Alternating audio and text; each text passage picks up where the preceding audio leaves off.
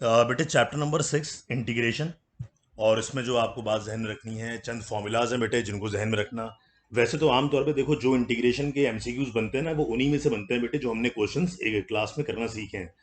लेकिन मैं one by one उसमें से जो इंपॉर्टेंट पॉइंट्स हैं उनको डिस्कस कर रहा हूँ, ध्यान से सुनिए। पहला सवाल है X to the power N D X. अगर एक्स की पावर एन डी एक्स और उसमें बोला जाए कि एन बराबर -1 के नहीं है, तो याद रखना इसका इंटीग्रल क्या होता है, एक्स की पावर में 1 ऐड करवा के उसको नई पावर से डिवाइड करवा के प्लस सी लगा देते हैं।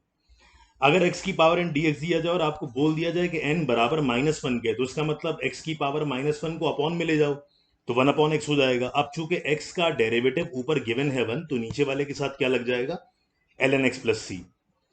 बेटे तीसरा फॉर्मूला है एफ ऑफ एक्स की power N dot F dash X D X. बेटे मुझे बताओ, अगर इसमें पावर को छोड़ के बेस का डेरिवेटिव बराबर में दिया हो, तो पावर में 1 ऐड करवा के उसको नई पावर से डिवाइड करवा देते हैं। और सेम यही फॉर्मूला चेंज हो जाएगा अगर n यानी n की जगह क्या आ जाए, -1 आ जाए। अगर n की जगह -1 आ जाए तो ये जो पूरा फंक्शन है, इस फंक्शन को अपॉन में ले जाएंगे। और जब फंक्शन को अपॉन में ले जाएंगे तो अपॉन में हम देखेंगे कि एफ ऑफ एक्स का डेरिवेटिव ऊपर गिवन है कि नहीं। तो अगर एफ ऑफ एक्स का डेरिवेटिव ऊपर गिवन है तो नीचे वाले फंक्शन के साथ लॉग लग जाएगा। tan 2x, बेटे tan का इंटीग्रल ln sec होता है, लेकिन उस वक्त होता है जब उसके एंगल का डेरिवेटिव बराबर में गिवन हो। तो बेटे एंगल में दिया हुआ है 2x का डेरिवेटिव बनेगा 2। तो 2 डेरिवेटिव लाने के लिए 2 से मल्टीप्लाई भी कर दिया और 2 से डिवाइड भी कर दिया। अब tan 2x का इंटीग्रल क्या बन गया, half ln sec 2x plus C. बेटे sec x tan x का इंटीग्रल जो होता है वो हमेशा sec x के बराबर होता है, क्योंकि आपको पता है कि sec x का derivative sec x tan x होता है।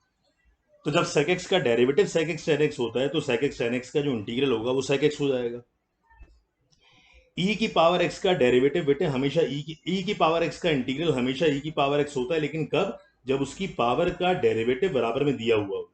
अब बेटे पावर में x दिया हुआ है तो x का डेरिवेटिव हम 1 एज्यूम करवा सकते हैं कि है, तो ex प्लस सी बन जाएगा। बिल्कुल उसी तरह से अगर आप ये एमसीक्यू देखें तो इसमें पावर में दिया हुआ है e की पावर में ax।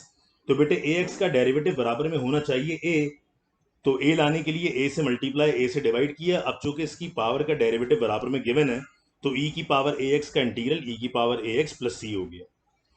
बिल्कुल इसी तरह याद रखिएगा, अगर पावर में e की पावर का डेरिवेटिव बराबर में गिवन हो तो e की पावर ही इसका आंसर हो जाता है। तो साइन x का डेरिवेटिव cos x दिया हुआ है, तो e की पावर साइन x का इंटीग्रल क्या हो गया, e की पावर साइन x प्लस सी। अब एक फॉर्मूला याद रखिएगा कि e की पावर x के साथ ब्रैकेट में अगर f ऑफ x हो और f ऑफ x का डेरिवेटिव अगर बराबर में गिवन हो f डैश x, तो बेटे इसका इंटीग्रल बन जाता है सिर्फ ex fx प्लस सी। बिल्कुल इसकी एग्जाम्पल चेक कर लो, अगर तुम्हें log दिया हुआ है और log का डेरिवेटिव कितना होता है 1/x, तो इसका इंटीग्रल क्या हो जाएगा, simple ex ln x plus C. अगर आपको कोई सवाल दिया हुआ है 1/x प्लस 1, तो बेटे इस फंक्शन को ऊपर ले जा नहीं सकते, क्योंकि उस ऊपर ले जाएंगे तो उसकी पावर -1 हो जाएगी। तो हम इसका डेरिवेटिव यहीं तलाश करेंगे, तो 1 का डेरिवेटिव 0 हो जाएगा, x का डेरिवेटिव 1 मिल जाएगा। और जब नीचे वाले का डेरिवेटिव ऊपर गिवन हो तो नीचे वाले फंक्शन के साथ हम लॉग लगा देते हैं, तो डेरिवेटिव इसका इंटीग्रल हो जाएगा ln x प्लस 1 प्लस सी। बिल्कुल उसी तरह आप चेक करें बेटे, इस नीचे वाले फंक्शन का डेरिवेटिव ऊपर मुकम्मल करना है, तो एक्स स्क्वायर का डेरिवेटिव 2x होगा और 2x का डेरिवेटिव 2 होगा। तो ऊपर 2 की कमी है, 2 की कमी पूरी करने के लिए ऊपर वाली वैल्यू को 2 से मल्टीप्लाई और 2 से डिवाइड करवा दिया। तो बेटे एक्स स्क्वायर का डेरिवेटिव 2x आ गया, 2x का 2 आ गया, और जब नीचे वाले का डेरिवेटिव ऊपर मौजूद हो तो नीचे वाले फंक्शन के साथ क्या लगा देते हैं, लॉग लगा देते हैं। ये इसका इंटीग्रल होगा। क्लियर है बेटे यहां तक बात?